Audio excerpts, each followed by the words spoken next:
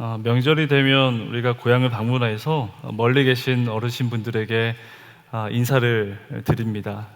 최근에는 코로나의 확산으로 먼저 시골에서 오지 말라고 말하지만 사실은 자주 찾아뵙고 안부를 묻는 것이 중요합니다.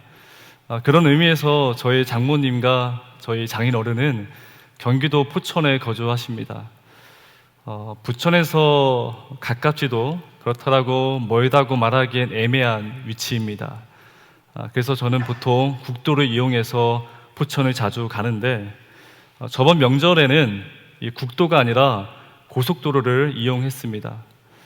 평소에 가지 않던 그 톨비를 내면서 가야 하는 그 고속도로를 이용했는데 저희 아내가 묻더라고요. 왜 가던 길을 가지 않느냐. 제가 말씀을 드렸습니다. 명절에는 공짜라고. 그랬더니 아무 말씀을 안 하시더라고요. 이게 공짜가 그런 거예요, 여러분. 흔히 우리가 세상을 살아가는데 공짜는 없다라고 말합니다. 실제로 실제 삶이 그렇습니다. 핸드폰을 보아도 공짜 폰이라고 하는데 실제로 알아보면 매달 10만 원씩 내야 하는 경우가 많이 있습니다. 그래서 대부분이 우리는 공짜라고 말하면 믿질 않습니다. 그런데 저도 오늘 이 말씀을 묵상하는데 세상 어디에 이런 공짜가 있을까 그런 생각을 여러 번 하게 되어졌습니다. 오늘 우리가 읽었던 말씀은 마태복음에서 가장 중요한 구절입니다. 아니 성경 전체에 훑어보아도 이만한 말씀이 있을까라는 생각을 해봅니다.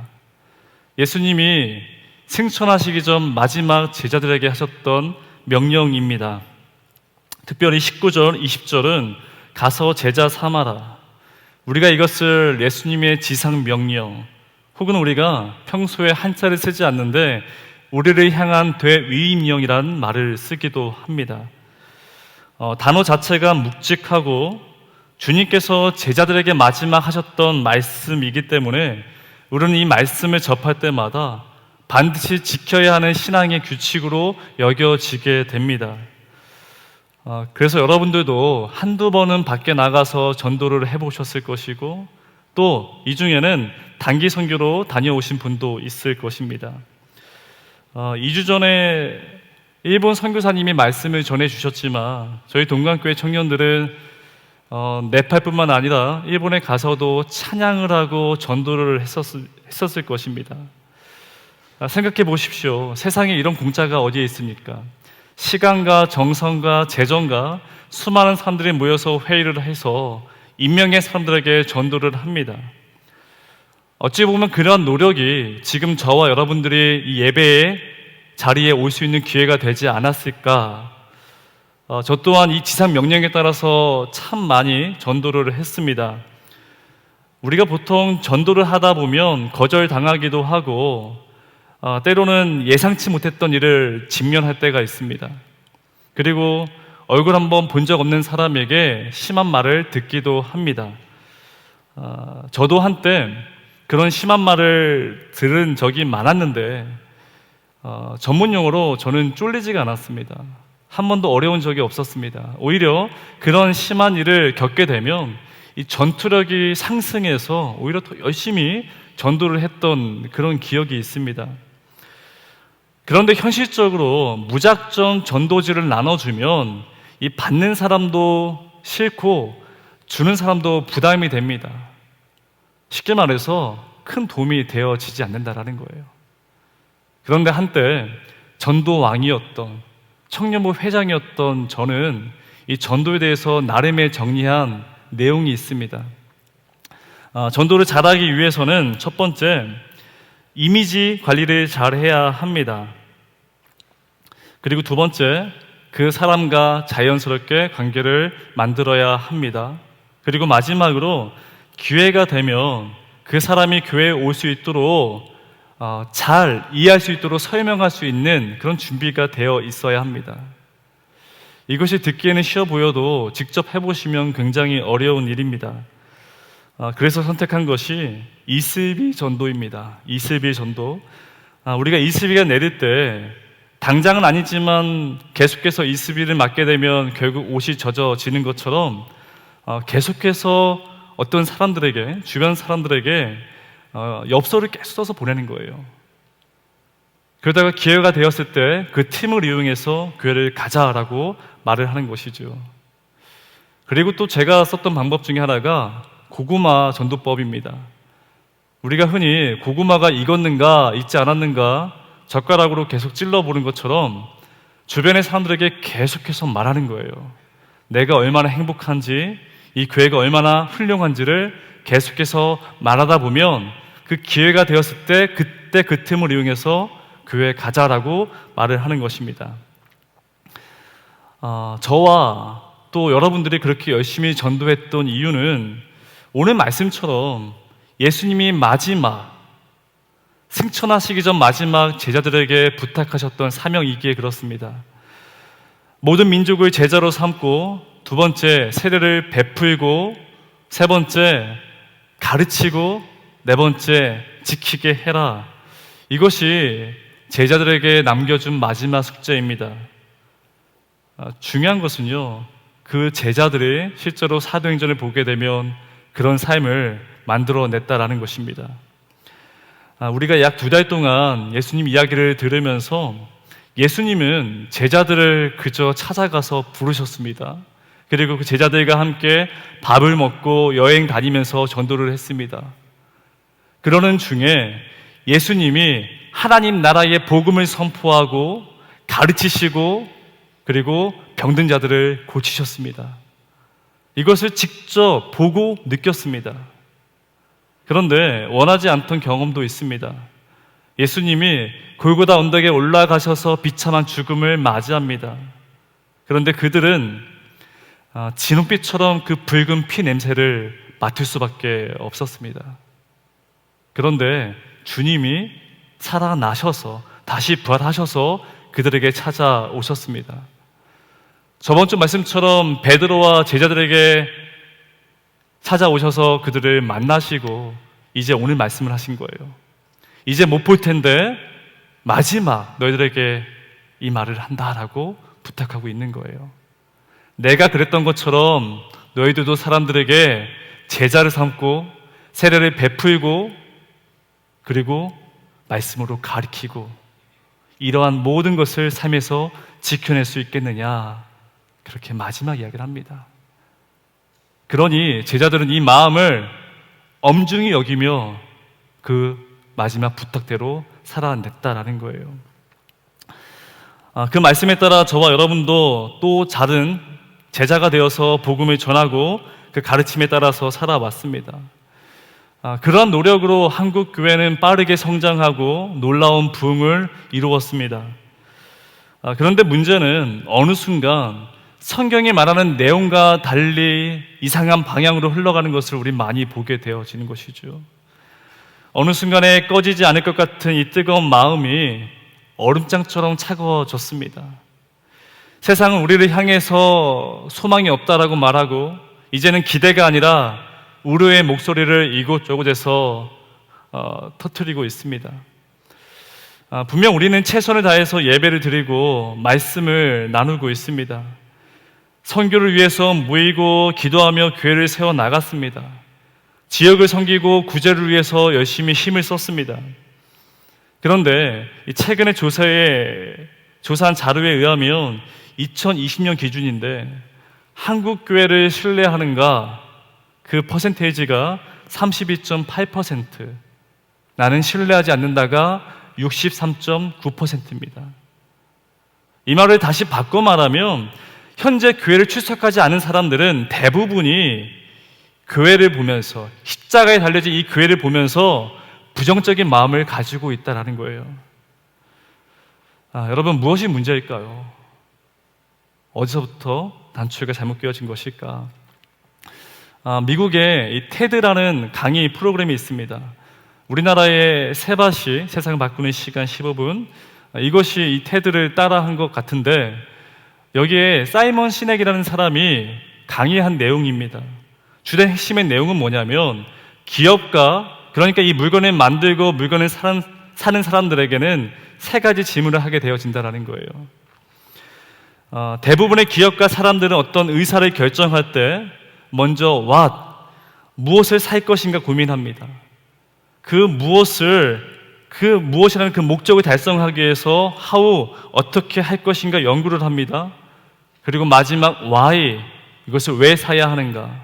그런데 이 마지막, 이 why, 왜라는 것을 많은 사람들이 묻지 않는다라는 거예요. 예를 들어서 어떠한 회사에서 핸드폰을 판매하기로 결정했습니다. 그러면 먼저 무엇을 만들 것인가, 멋지고 훌륭한 스마트폰을 만들 것입니다. 그러면 이것을 어떻게 만들 것인가 연구하고 디자인을 하게 될 텐데, 이게 바로 두 번째 질문이고 대답입니다. 마지막으로 왜, 고객들이 왜 이 물건을 사야만 하는가, 이 세 번째 질문을 많은 사람들이 하지 않는다라는 거예요. 그런데 이 사이먼 시넥이 하는 얘기는 뭐냐면, 훌륭한 리더들, 그리고 지금 우리가 이름만 들어도 알만한 기업들은 지금 말했던 what, how, why 이 프로세스를 정반대로 가져간다는 것입니다. 구글과 애플 같은 회사들은요, 늘 먼저 던지는 질문이 뭐냐면 why, 왜 고객들이 우리 물건을 사야만 하는가, 그렇게 먼저 왜라는 질문을 던져본다는 것입니다. 다시 말하면 기업은 무엇을 만들 것인가, 그것에 목적이 있는 것이 아니라 우리가 왜 이것을 만들 것인지를 고민하고 그때서부터 시작을 해야 한다라고 말합니다. 저는 이 강의를 들으면서 참 많이 도움이 되어졌습니다. 그전에는 what, 무엇이 될 것인가, 무엇을 가져야 하는가, 이것을 가장 먼저 생각했습니다. 제가 특정한 대학교 이름을 말하게 돼서 좀 그러긴 한데요, 저는 연세대학교를 가고 싶었습니다. 제가 한두 번 얘기했었죠. 여러분들도 원하는 대학이 있었을 것입니다. 그리고 직업으로는 의사, 약사, 공무원, 교사, 그런 목표가 있었을 것이고, 최근에 만난 한 청년은 목사님, 제가 1년 안에 1억을 만들 것입니다 라고 말하는 청년도 있었습니다. 그러면 두 번째 how, 어떻게 그 대학을 가고 의사와 약사가 될 것인가, 1년 안에 어떻게 1억을 모을 것인가, 그 방법을 찾겠죠. 각자의 방법대로 열심히 살아낼 것입니다. 문제는 이러한 방식으로 살아가다 보면 내 처음에 의도와는 다르게 이상하게 삶을 살아가는 모습을 보게 되어진다는 거예요. 여러분, 의사와 약사가 되지 못했습니다. 내가 원하는 대학의 근처도 가지 못했습니다. 1억은커녕 1,000만 원도 모으지 못했습니다. 여러분, 그 사람 실패한 인생입니까? 아니, 우리의 인생의 성공의 기준이 무엇을 소유하는가, 무엇이 되어야만 하는가, 꼭 그래야만 되겠냐라는 거예요. 아니라는 것입니다. 교회가 그렇습니다. 우리가 왜 예배를 드려야 하는가, 왜 우리가 전도를 해야 되는가, 이것을 지금 우리가 질문하지 않는다라면 예수님이 우리에게 처음 말씀하신 성경의 내용처럼 살아가지 않고 이상한 방향으로 흘러갈 수 있다는 거예요. 왜 우리가 전도를 하는데 마치 영업사원 된 것처럼 그렇게 교회로 그들을 끌고 이 자리에 앉혀야만 하는가, 이걸 우리가 지금 고민해 봐야 한다는 것입니다. 그런 의미에서 오늘 말씀의 20절을 다시 한번 보시면, 내가 너희에게 분부한 모든 것을 가르쳐 지키게 하라. 지금까지 우리는 19절의 말씀처럼 사람을 제자 만들고 그리고 세례를 베푸는 데에 우리가 집중했습니다. 여성분들은 잘 이해하지 못하겠지만 대부분의 남성들은 군대에 가서 세례를 받습니다. 이것을 우리가 진중 세례라고 이야기하죠. 대규모의 군인들이 합동으로 세례를 받습니다. 그런데 전부 그런 것은 아니지만 세례를 받게 되면 그 군인에게는 여러 혜택이 주어진다라고 들었습니다.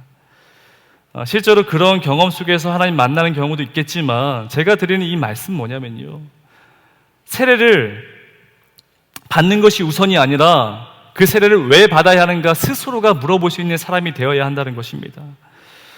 어찌 보면 우리가, 아니 이 한국교회가 놓치고 있는 것이 why, 왜라는 그 질문을 하지 않아서 이런 일이 벌어지지 않았을까라는 생각을 해봅니다. 20절을 보시게 되면 이 모든 것을 가르치는 목적이 나와 있습니다. 그것이 바로 지키게 하라입니다. 여기서 이 지키게 하라라는 이 말은 지금 이 성경책을 집에 가서 깨끗하게 보관하라고, 이 문서를 보존하라고 그렇게 쓰여지는 지키다가 아닙니다. 오히려 자주 사용해서 헤어지고 닳아도 괜찮으니 지켜내라, 실행해라, 그렇게 지금 우리에게 도전하고 있는 거예요. 어디에서? 바로 세상에서. 세상에 나가서 여러분의 삶 속에서 배운 대로 살아가라, 그렇게 말씀하고 있는 것입니다. 그것이 예수님이 제자들에게 마지막 하셨던 말씀이며 동시에 말씀이 듣는 우리에게 던져주는 마지막 숙제라는 거예요. 저는 이 말씀이 저와 여러분들에게 큰 도전이 되는 이유는 뭐냐면, 그 제자들이 그 삶을 실제로 살아냈다는 것입니다. 사도행전 2장 46절, 47절을 이 시간 우리 화면을 보면서 다 함께 큰 목소리로 읽도록 하겠습니다. 시작. 날마다 마음을 같이하여 성전에 모이기를 힘쓰고 집에서 떡을 떼며 기쁨과 순전한 마음으로 음식을 먹고 하나님을 찬미하며 또 온 백성에게 친송을 받으니 주께서 구원받는 사람을 날마다 더하게 하시니라. 아멘. 여러분, 이 말씀 구절에서 가장 중요한 것이 무엇일까요? 우리끼리 성전에 모여서 사랑하고 순전한 마음으로 음식을 나눠 먹고 서로 교제하는 것이 목적입니까? 아니요. 그것이 끝이 아니라 이어서 나오는 말씀은 뭐냐면, 하나님을 찬미하고 온 백성들로부터 칭송받는 삶을 살아야 한다라고 써 있습니다. 이 말을 바꿔 말하면 지금 우리 안에 반드시 이 두 가지가 들어가 있어야 한다는 거예요.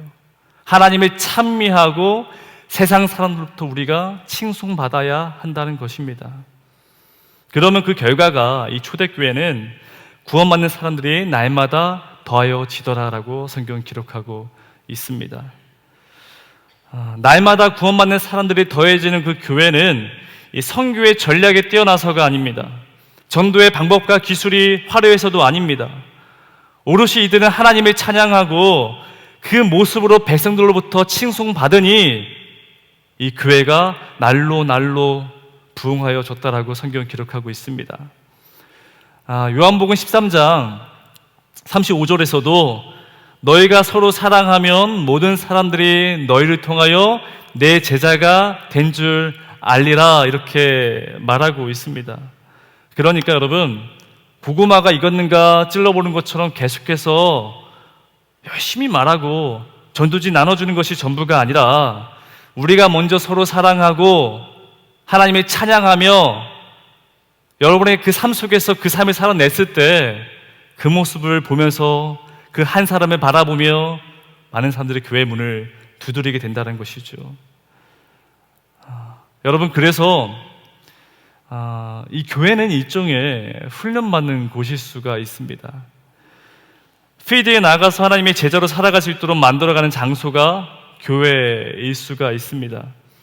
그러니 어찌 보면 여러분들이 있어야 할 곳은 이 교회가 아니라 바로 세상입니다.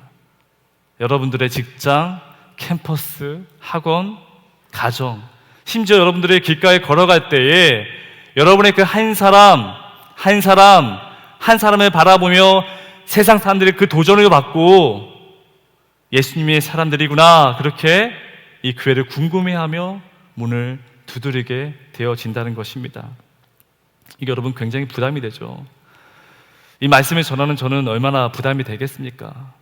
그런데 마태복음 28장 정말 마지막 그 끝자락에 뭐라고 써져 있습니까? 하나님이 여러분들과 끝까지 함께 하실 거라고 이야기합니다.